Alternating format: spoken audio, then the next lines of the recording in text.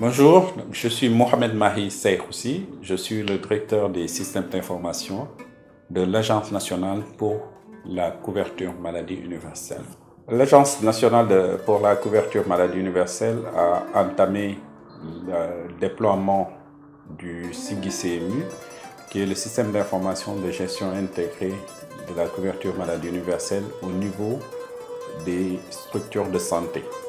Le SIGI-CMU est un système qui est composé de 6 modules, un système d'identification biométrique des bénéficiaires, un système informatisé de traitement des factures, un système de gestion de l'assurance maladie, un système de traitement des cotisations, le traitement électronique des cotisations et des adhésions, et une application mobile de gestion des bénéficiaires.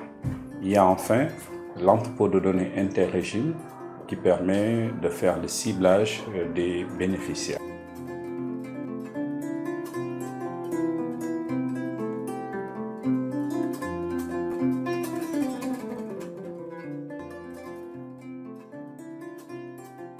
L'agence est en train de déployer dans les structures de santé ce dispositif depuis le mois de décembre.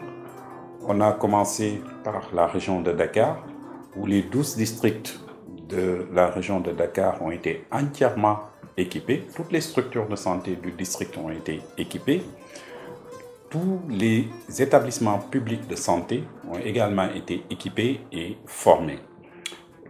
La région de Kaffrine s'en est suivie, où on a installé tous les districts, les 4 districts de la région. Et dans ces 4 districts, on a formé et équipé tous les points de prestation santé, à savoir les postes de santé, les centres de santé et l'EPS de Kaffrine. On a aussi, dans les départements de Mbour, de Koumpentoum et de Mbacké, on a démarré la formation et le déploiement du dispositif. On a pu ainsi faire pour les districts de Joal et le district de Poponguine pour ce qui concerne le département de Mbour, où toutes ces structures de santé ont été équipées et formées. C'est pourquoi cette phase pilote que nous démarrons est une phase très importante dans ce dispositif, parce que c'est le pilote qui va nous permettre de qualifier le logiciel.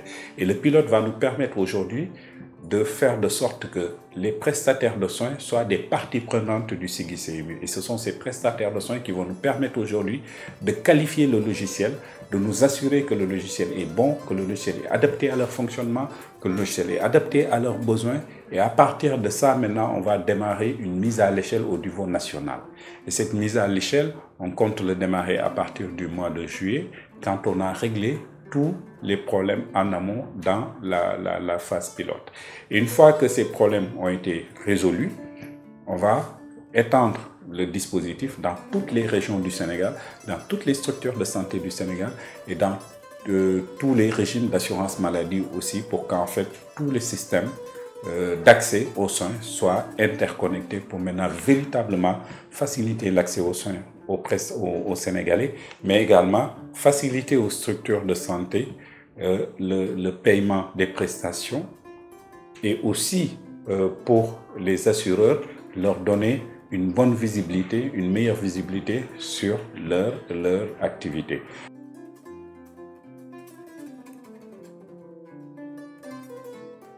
Donc ce projet, par-delà en fait la CMU, va contribuer en fait à la modernisation du système de santé. Comme on le dit souvent, on est dans une approche de conduite du changement dans le cadre d'une transformation digitale de la couverture maladie universelle. Et cette conduite du changement implique une participation des acteurs. Et donc c'est pourquoi, dans le cadre de cette formation, on a tenu à aller sur le terrain, à échanger avec les acteurs qui sont les parties prenantes au premier chef, parce que les applications que nous développons pour le système de facturation sont destinées aux structures de santé et vont permettre aujourd'hui de raccourcir les délais de traitement des factures et de régler définitivement les problèmes de la dette de la CMU avec les structures de santé. Alors, le dispositif que nous déployons va permettre aujourd'hui de régler beaucoup de problèmes, parce que jusque-là, on a beaucoup de difficultés au niveau des factures. parce qu'aujourd'hui au Sénégal, l'Agence de la couverture maladie universelle collabore avec toutes les structures de santé à travers les initiatives de gratuité de l'État, l'Agence de la CMU et l'acheteur de soins pour l'État, pour le compte de l'État. Nous sommes l'acheteur de soins dans le cadre des initiatives de gratuité. Ça veut dire que concrètement, pour tous les Sénégalais qui doivent se soigner gratuitement à travers ces initiatives de gratuité, c'est l'Agence de la couverture maladie universelle qui va rembourser ces points de prestation. Aujourd'hui, on a 4 initiatives de gratuité.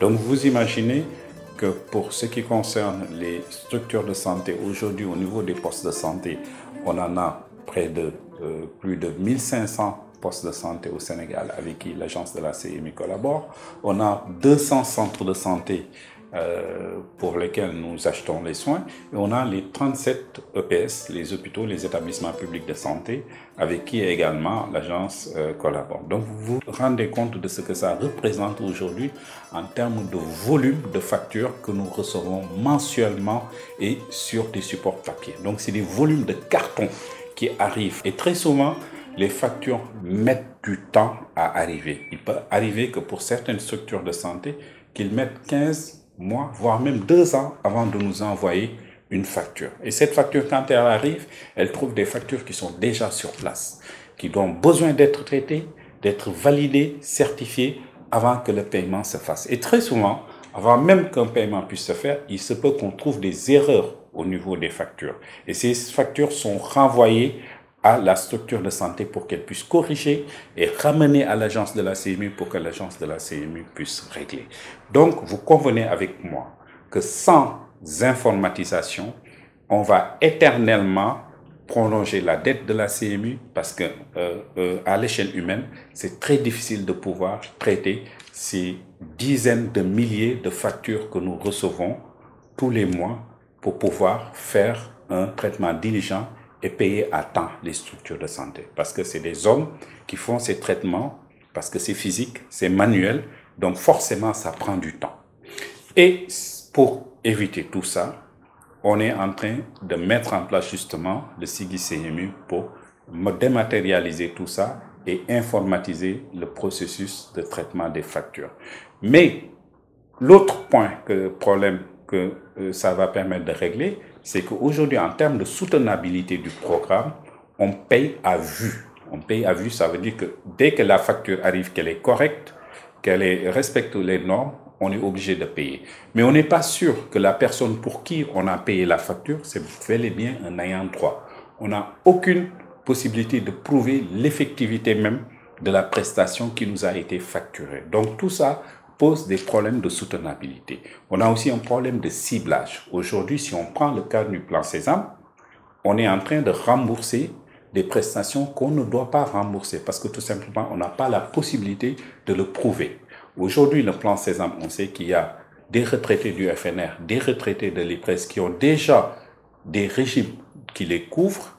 Donc, ces retraités-là, normalement, leurs prestations doivent être remboursées par le régime de couverture, parce que les caisses qui les couvrent. Malheureusement, aujourd'hui, la plupart de ces retraités du plan Sésame, leurs prestations sont remboursées par l'agence de la CMU parce que tout simplement, on n'a pas la possibilité de faire le tri, le ciblage au niveau des points de prestation santé pour savoir si cette personne est plan Sésame CMU, plan Sésame FNR ou plan Sésame IPRES. Donc, en termes de soutenabilité, ça veut dire que l'enveloppe que l'État alloue à la CMU, elle ne peut pas être gérée de manière efficiente parce que tout simplement, on n'a pas un outil qui nous permet de faire un bon ciblage. Ce dispositif va aussi permettre pour aussi bien l'agence que les points de prestation d'avoir une meilleure visibilité, de pouvoir aujourd'hui voir pour ce qui concerne en fait les traitements de factures, avoir une situation temps réel des factures. Aujourd'hui, on peut savoir pour chaque structure de santé où se trouve la facture, combien de factures ont été envoyées à la CMU, quel est l'état d'avancement de la facture, est-ce que la facture a été payée ou pas. Donc ça va permettre d'avoir une meilleure visibilité et à chaque niveau où on se trouve, on a une situation de l'ensemble. Et ce projet va permettre aussi de renforcer en fait l'équipement des structures de santé parce que dans le dispositif, on a veillé à ce que tous les prérequis soient pris en compte. Parce que pour aller vers la digitalisation, il y a très souvent des préalables qui sont nécessaires, à savoir l'accès à l'énergie, à savoir la connectivité, à savoir l'équipement, à savoir des gens bien formés. Donc sur ces 4 domaines-là, on a veillé, en tout cas dans le cadre du SIGI-CMU, à doter toutes les structures de santé qui sont au niveau primaire par exemple, de panneaux solaires pour qu'en cas de problème d'accès à l'énergie, en cas de coupure de courant, que ces structures-là aient la possibilité de travailler.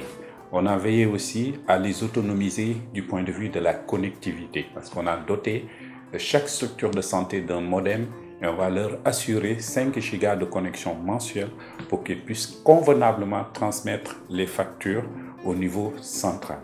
On les a dotés de tablettes biométriques.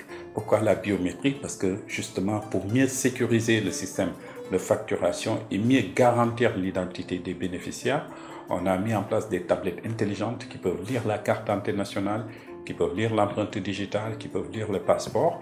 Et l'objectif, c'est qu'à terme, le Sénégalais, quand il veut aller se soigner, il n'ait plus besoin d'aller faire la queue pour retirer une lettre de garantie ou pour retirer une imputation budgétaire. S'il tombe malade, il va directement à l'hôpital. Là-bas, il est identifié, il est pris en charge et la facture est automatiquement envoyée à son assureur. Donc, cette démarche de conduite, en fait, de transformation digitale implique une conduite du changement. Il faut que les acteurs avec qui nous collaborons soient engagés et trouvent leur intérêt dans ce nouveau dispositif. C'est pourquoi on a besoin d'en faire nos partenaires, on a besoin de les former, on a besoin de leur faire comprendre la valeur ajoutée que le dispositif va apporter et ensemble, nous allons collaborer pour construire le système, pour l'améliorer afin qu'il soit adapté. Par-delà la CMU, comme j'ai dit tout à l'heure, c'est le système de santé de manière globale qui va être en fait amélioré, qui va être renforcé. Comment? Les dispositifs que nous mettons en place vont servir par exemple au ministère de la Santé pour informatiser toutes les applications, pour aller vers la santé digitale, pour aller vers le dossier patient informatisé, pour améliorer la télémédecine, parce qu'on sait aujourd'hui, les spécialistes ne peuvent pas être partout, mais à travers l'informatique, on peut faire le télédiagnostic, on peut faire la téléconsultation et donner les résultats. Donc ça peut permettre aujourd'hui d'améliorer l'accès aux soins, mais aussi de renforcer la qualité des soins à travers le digital. Je vous donne l'exemple souvent aujourd'hui de la maîtrise du circuit du médicament. Quand ce dispositif sera entièrement en place, dans le système de facturation que nous déployons, les structures de santé auront une visibilité 360 degrés sur les médicaments au Sénégal. On pourra savoir dans n'importe quel district du Sénégal quel est le niveau des stocks au niveau des molécules, parce que du poste de santé, en passant par le district jusqu'au PRA, la pharmacie régionale et la pharmacie nationale, on aura une visibilité en amont et en aval sur le stock par molécule dans chaque structure de santé. Et ça aussi, ça va contribuer à améliorer la gestion du circuit du médicament. Mais pour nous aussi, acheteurs de soins, ça va nous permettre de mieux contrôler l'achat en médicaments parce qu'on sait que la pharmacie, c'est très souvent ce qui coûte le plus à l'assurance maladie. Et ça va nous permettre, nous, d'avoir une meilleure stratégie d'achat au niveau des médicaments de la pharmacie. Pour le ministère de la Santé aussi, ça va améliorer la collecte des données de routine parce que les données de routine nous permettent d'avoir la situation sanitaire en temps réel, de savoir dans chaque structure, dans chaque coin du Sénégal, quelles sont les pathologies qui sont les plus en exergue et pouvoir faire en fait des analyses pour mieux améliorer en fait l'offre de soins au Sénégal.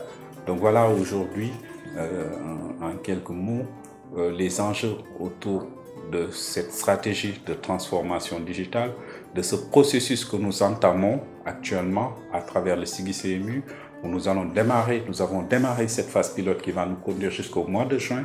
Et à partir du mois de juin, on compte faire un état des lieux faire une évaluation de cette phase pilote.